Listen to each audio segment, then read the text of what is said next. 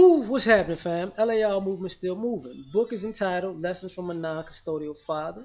It's at Amazon, Kindle, and Create Space. Link will be in the description box below as usual. This one's entitled Attraction to Rejection. I'm going to go a lot of different places with this.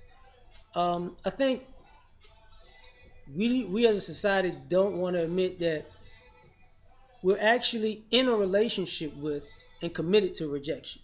We're actually attracted to rejection when we're talking about like dating, And this is something I've noticed. I think I've spoke about it in some ways before, but I'm not too sure because I did a lot of videos. So, um, but this is where I'm going with this. First and foremost,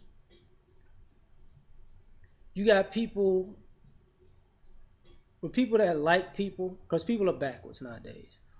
If a person likes you, you don't like them in some ways because they like you. And you like being able to tell them no. You know, this is when people talk about these social apps and stuff, right? What happens when people get online and dating apps? They reject people all day long. They don't accept people all day long. They reject people all day long. And they get a kick out of saying, you ain't good enough for me. You ain't good enough for me. You ain't good enough for me. So now that they've run through their 5 mile radius, they go, let's take this 10 miles wide. Everybody in the 10 mile radius ain't good enough for me. Everybody in the 15 mile radius ain't good enough for me. We're going to go 20, 25, 30, 35, 40, 45, 50, all the way, So you're going to reject people. It's a difference between being picky or knowing what you want than just outright just getting a thrill out of rejecting people. This is why I say people are attracted to rejection. And you notice this because when people interact, a guy will he'll meet a woman and he'll talk to her. He may be attracted to her physically, but the relationship is about conquering her. So it's going to be more of to get her in bed is a thing, but also you get a kick out of kicking her to the curb. I got you without being with you. Deuces. You know what I mean? So part of the attraction to getting women is also the attraction to tossing them, discarding them. You know, Women do the same thing. They get with a guy and tell him, you got to do this, you got to do that, you got to, he called, you don't answer, he texts, you don't answer, you go out, he takes you out, when you finally answer and you say that you're good enough, and then you go on a date and you act like you're a complete jerk, and then you're like, well, you know what? You're not good enough for me. Now that I've did what I've gotten a good time, a good meal, a good event out of you, let me toss you to the side. You're done. And here's the problem. When guys do that for so long, there are no more girls left because your reputation precedes you. When girls do that for so long, there are no more guys left because your reputation precedes you. And also, the energy that you give off and the way that you interact with people really tells on you when people are astute, and they're like, oh, you a player, oh, you a dinner whore, you know what I'm saying? You want attention. Okay. You one of them people that you too fly to actually get to know somebody. This is a game for you. You playing games, and this part of the attraction to rejection because now you're getting rejected, and this is the other thing about it. Because, like I said, everything in life, karma is a mug. What goes around comes around, right? So now that men and women will hit the wall. But the thing about this wall is the wall you hit is sometimes the wall that you built. So now you've rejected everybody to the point where nobody takes you serious. So now when you say, I want to settle down, I want to be in a relationship, I'm looking for something real. Well, truth be told, nobody cares because it's coming from you. And your history says otherwise because 9 times out of 10, you said these very same things when you were rejecting people. When you were the guy who was getting with women, a lot, 9 times out of 10, you told these women, oh, I want to be with a real woman who really wants me, who's really down. I want a woman who I can come home to. I'm really looking for that real, true, love of my life, that queen, right?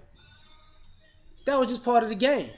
Now you done queened yourself out of people taking you serious. You don't want a queen. You just talking that stuff to get me in bed, and I ain't feeling you. Now, if I had sex with you, because I want to, but I'm gonna tell you right now, uh, if we had sex, I'm getting mine, and I'm getting from around you, and I'm going to find somebody else.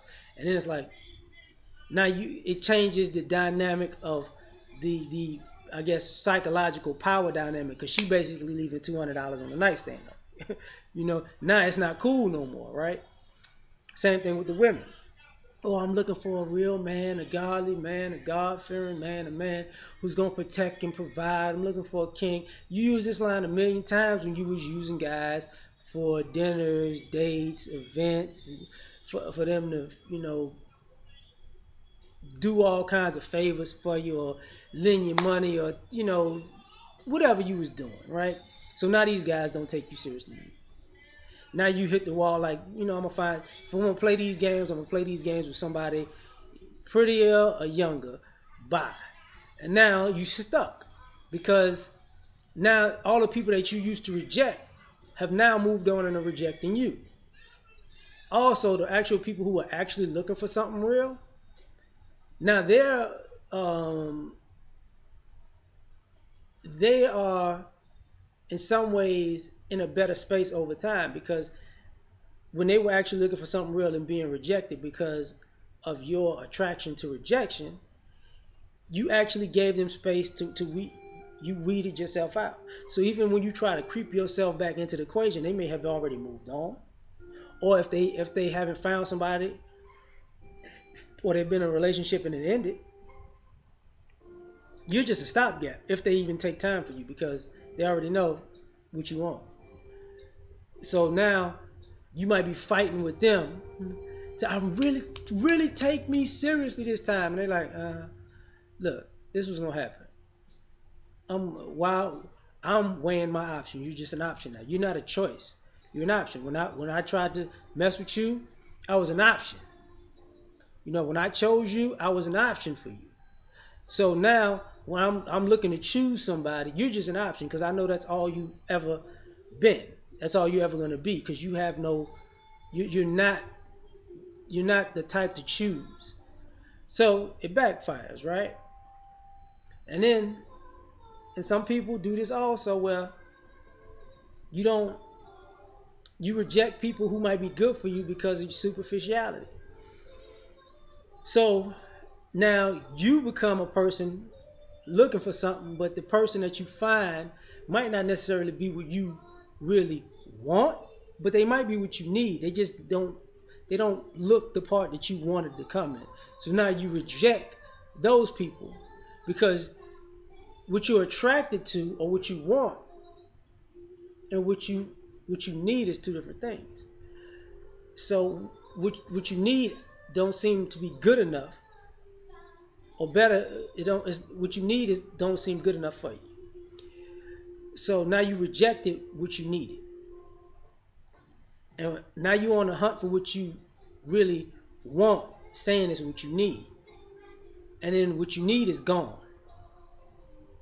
And then you're watching the person that you rejected move on, and then you're seeing how great they're doing without you, and now they stop being a need, and now you're attracted to them because you want them now because you see how everything's flowing with them in the direction they went with whoever else. So now you trying to play on the fact that they once wanted you or chose you, and now guess what?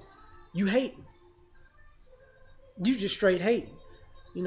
I didn't know it was gonna be like that if I was really with you. I want you now because I see that I messed up. It's not gonna work, right? Because what you wanted and what you needed, you chose to want.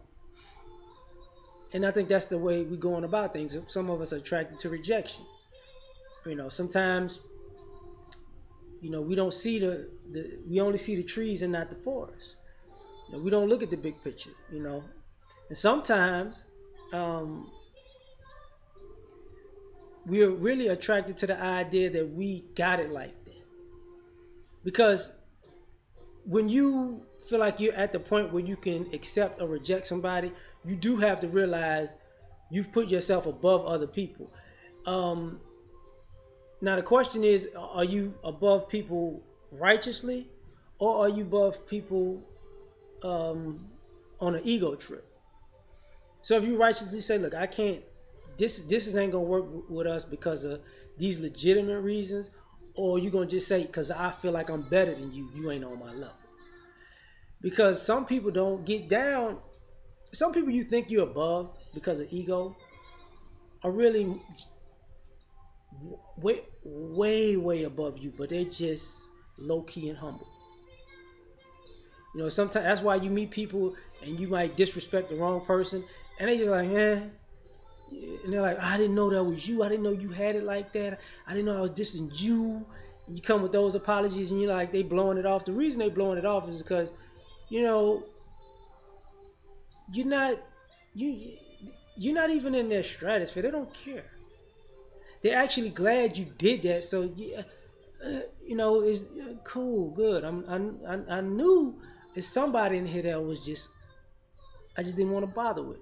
And you showing yourself to be that person, cool. I don't hate you. I didn't know you before this. I'm not gonna know you after this. So that's just how it goes. But ultimately, I think we have this ridiculous attraction to rejection. And like I said before, when you hit this wall, it's gonna be a wall that you built. And to tear that wall down, guess what? You're gonna have to take a good look in the mirror because all the damage you're gonna have to clean that up. So that's this one. I'm out.